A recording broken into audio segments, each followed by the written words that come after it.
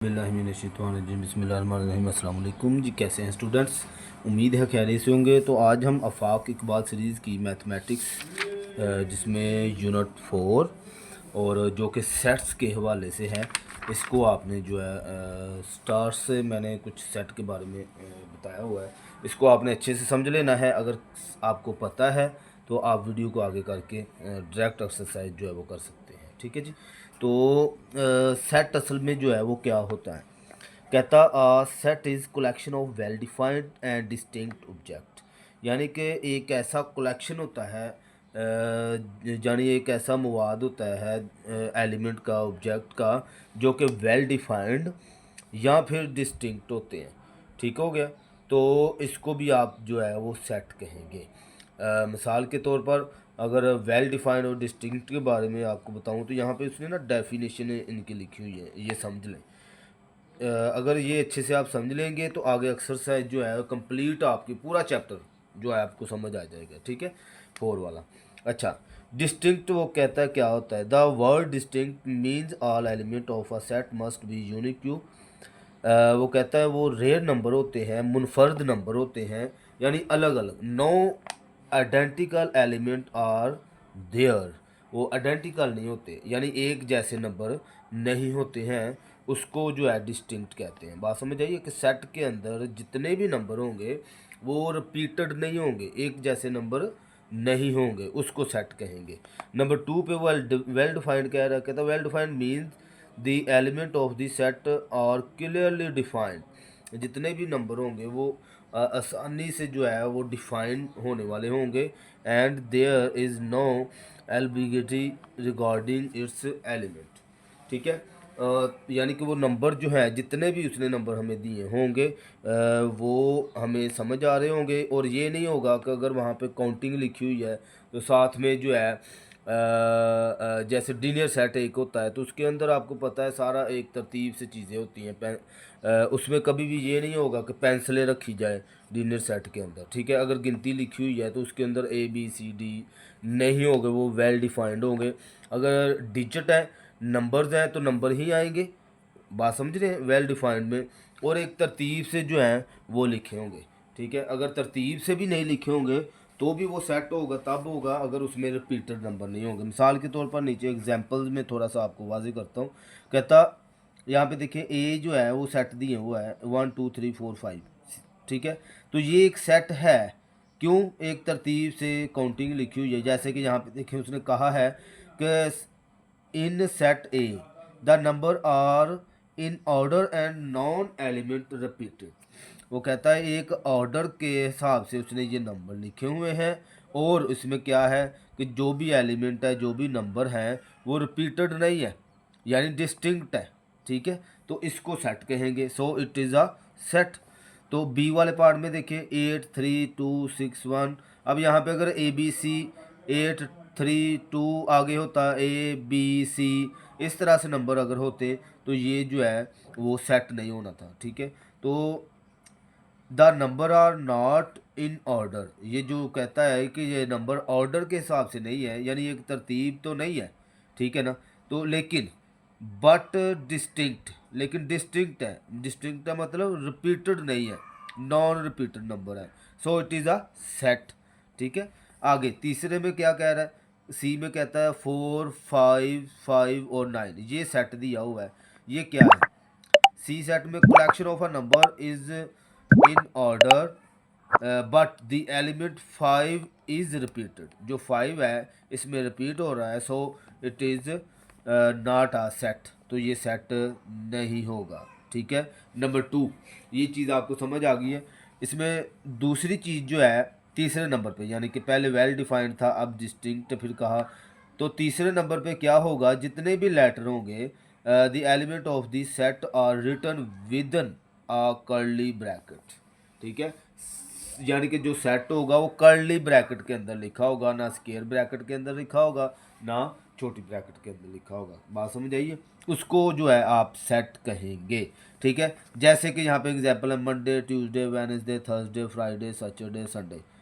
ठीक है, यहाँ पे एक तरतीब है, एक तरतीब से सारे नंबर जो हैं वो लिखे हुए हैं, तो इज़ कॉल्ड अ सेट। इसको जो है आप सेट कहेंगे। ठीक है, आगे डायरेक्ट हम एक्सरसाइज की तरफ जाते हैं, लेकिन उससे भी पहले एक चीज़ है जो उसमें चूँकि हमें दी हुई है तो मैं यहाँ पे आपको वो वाज़े कर दूँ।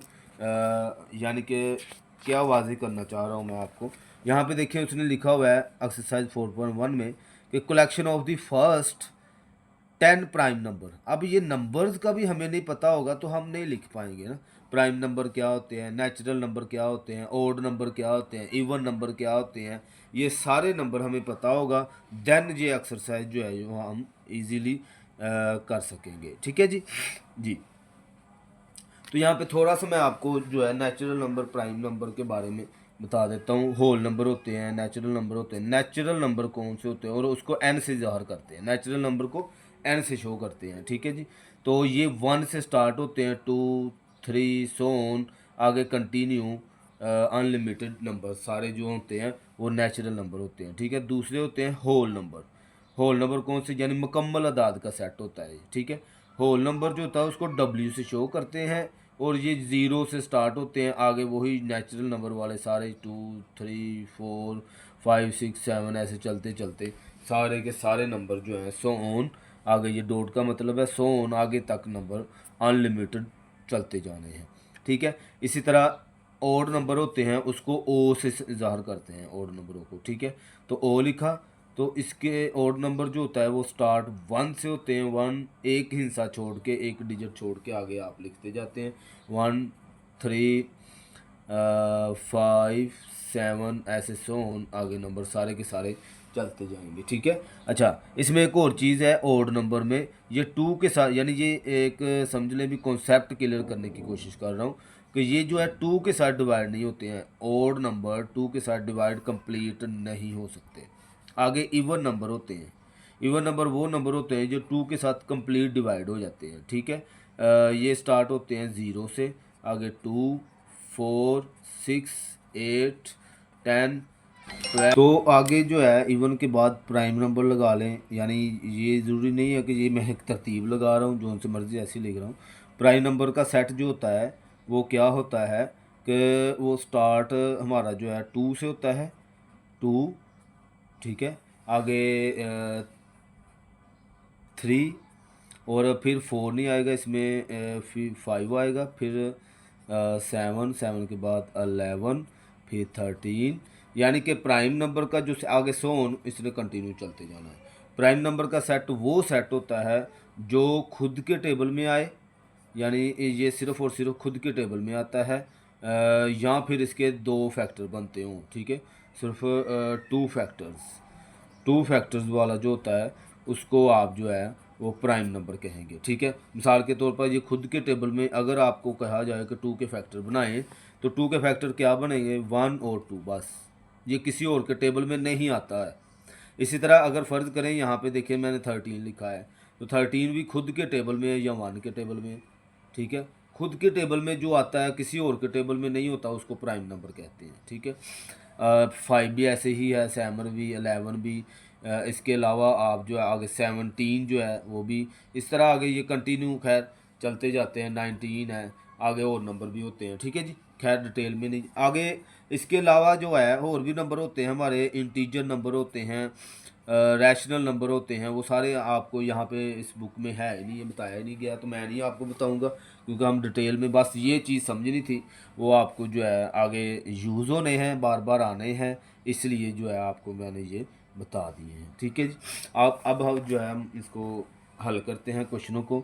जैसे कि पहला क्वेश्चन कहता है identify the collection of given object is a set. वो कहता ये जो आपने यहाँ पे कलेक्शन किया हुआ है यहाँ पे इसका आइडेंटिफाई करना है कि ये सेट है या नहीं।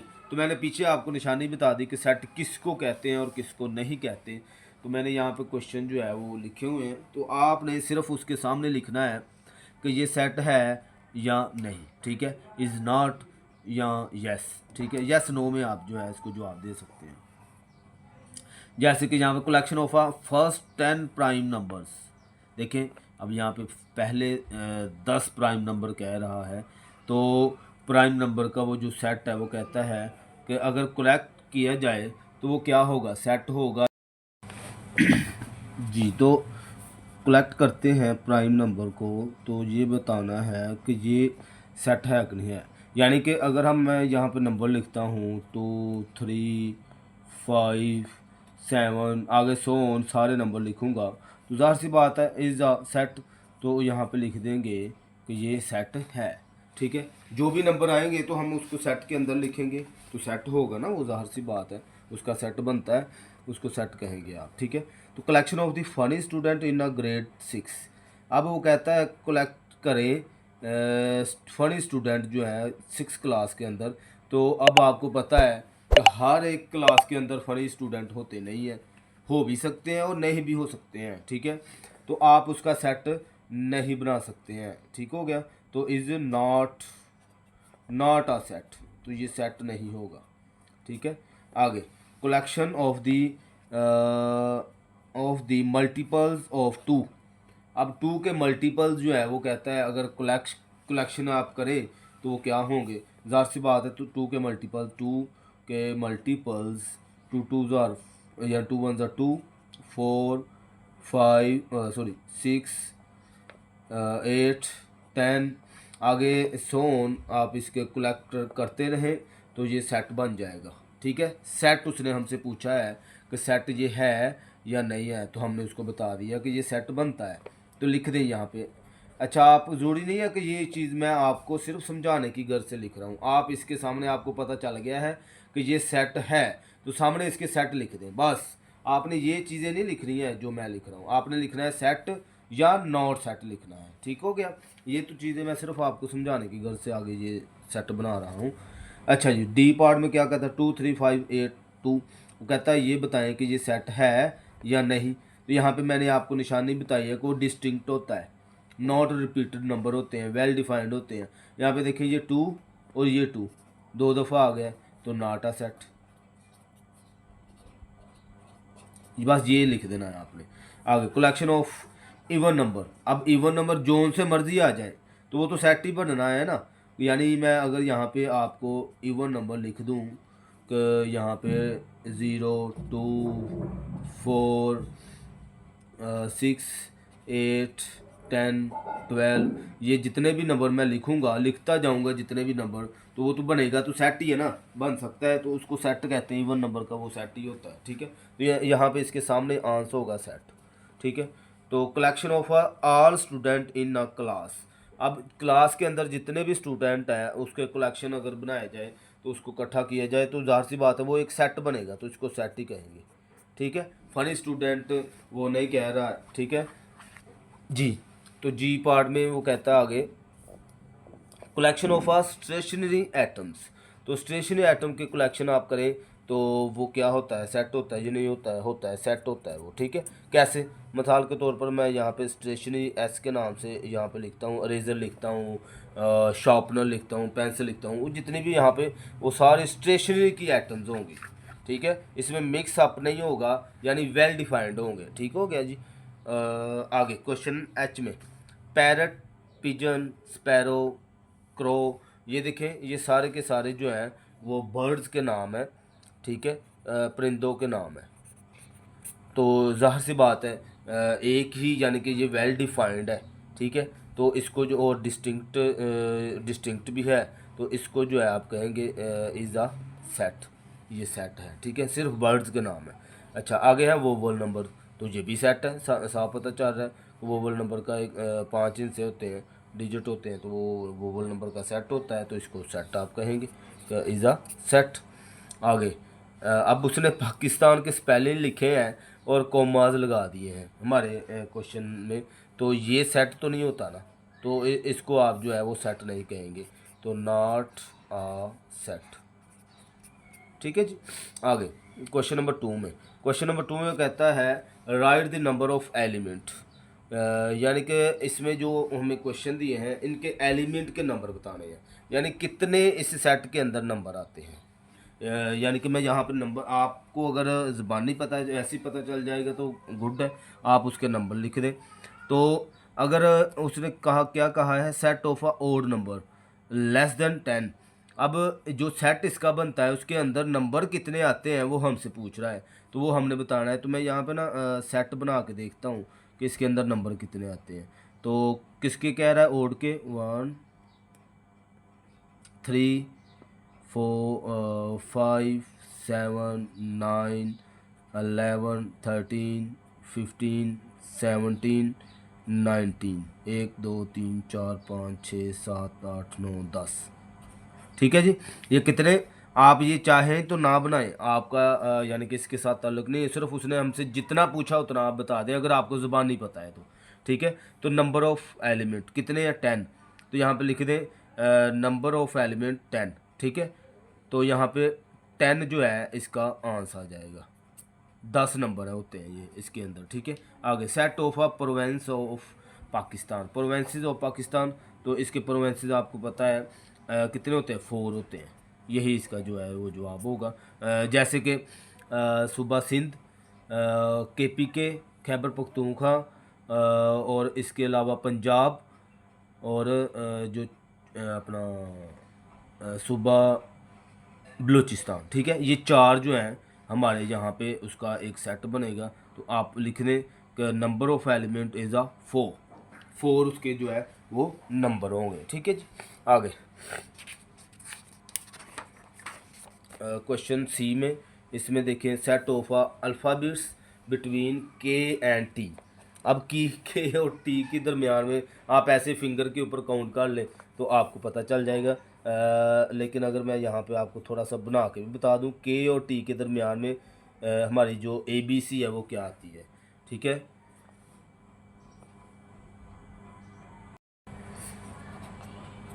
LMNOPQ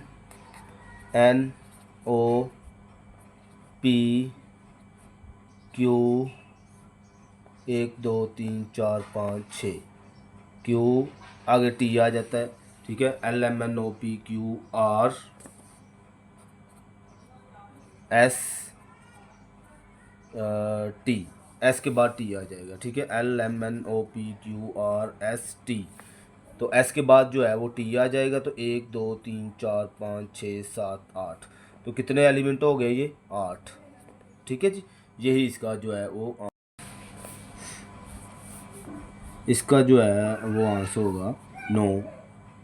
यानी कि द नंबर ऑफ एलिमेंट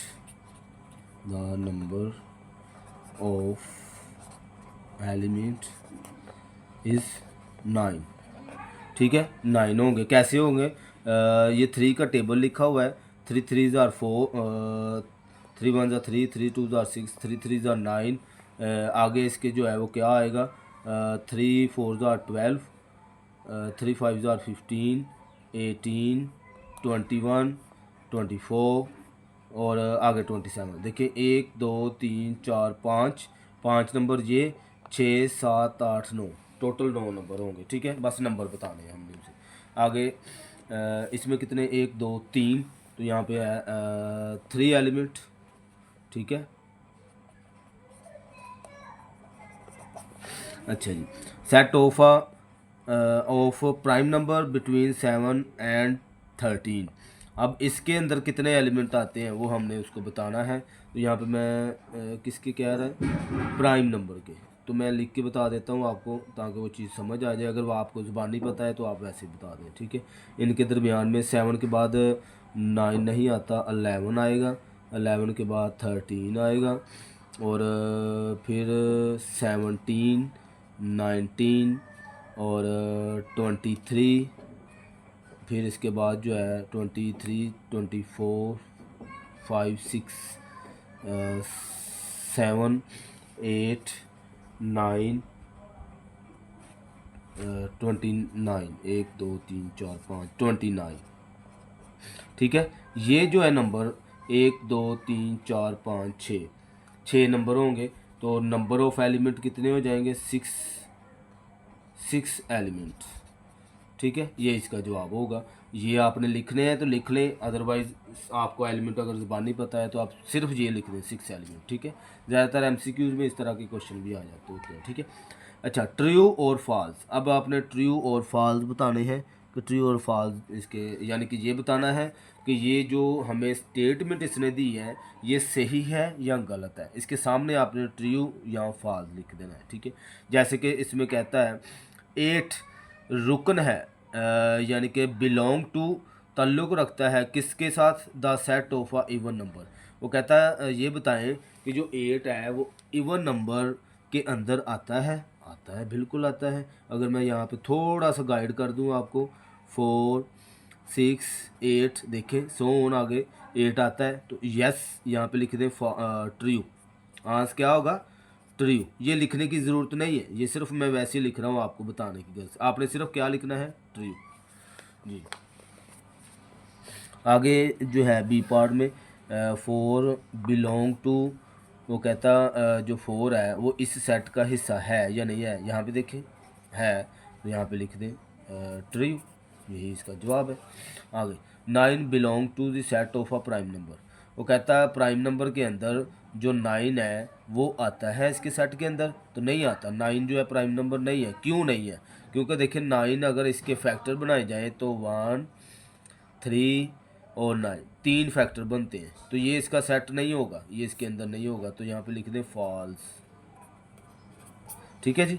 आगे डी पार्ट में 24 belong to the set of a multiples of 8। 8 के मल्टीपल्स में, यानी 8 का वो कहता है टेबल पढ़ा जाए तो उसके अंदर 24 आता है। आता है, हमें पता है 8 4 8 3 24। ठीक है ना। 8 का अगर टेबल आप पढ़ें, 8 1 8 8 2 16 और 8 3 24, ऐसे ये 24 आता है। यहाँ पर लिख दें ट्रू कि ये स्टेटमेंट ट्रू है जी। तो आगे कहता है Sunday belong two month of the year. महीनों के जो सालों के नाम में आता, महीनों में आता है, तो ये ऐसी बात नहीं है। ये जो है डेज दिनों का नाम है। ठीक है, तो यहाँ पे लिखेंगे आप फॉल्स। अच्छा, आगे कहता है 7 belong to the set of factors of 56। वो कहता है 7 जो है वो 56 के फैक्टर के अंदर आता है। वाकई आता है, बिल्कुल। अगर आप देखें 56 के फैक्टर बनाए 1 2, इसके बाद 3 के साथ अगर आप करें 3 1 3 1 2 और 6, ये 3 नहीं आता यहाँ पे, यानी कि 7 आता है। 7 को अगर फैक्ट मल्टीप्लाई करें 8 के साथ, ठीक है, तो आपके पास जो है क्या बनता है 56। इसके फैक्टर के अंदर 7 आता है, 3 नहीं आएगा। 4 के अंदर इसको फिर 4 के साथ डिवाइड करके देखेंगे, 4 1 4 1 और 6 4 4 यहाँ पे 4 भी आता है। 5 नहीं आएगा, 6 भी नहीं आएगा। इसके बाद 7 आएगा। 7 के बाद जो है वो आ जाएगा 8 आ जाएगा 7 के बाद। ठीक है, 7 8 इसी तरह जो है 4 के साथ करेंगे तो यहाँ पे 14 आ जाएगा, फिर यहाँ पे आ जाएगा 28। इस तरह से इसके फैक्टर बन जाएंगे। लेकिन इसके अंदर देखिए 7 आता है, बिलोंग टू 7 है। यस, यहाँ पे लिख दें ट्रू। ठीक है, इस तरह से हमारी एक्सरसाइज जो है वो कंप्लीट होती है। आगे हमारे जो है इसका लास्ट वाला यही क्वेश्चन था। ठीक है जी, बहुत शुक्रिया, आपने वीडियो को कंप्लीट देखा, इसको अच्छे से समझें। अगर आपको वीडियो अच्छी लग रही है तो दोस्तों के साथ शेयर करें। बहुत शुक्रिया, अल्लाह हाफिज़।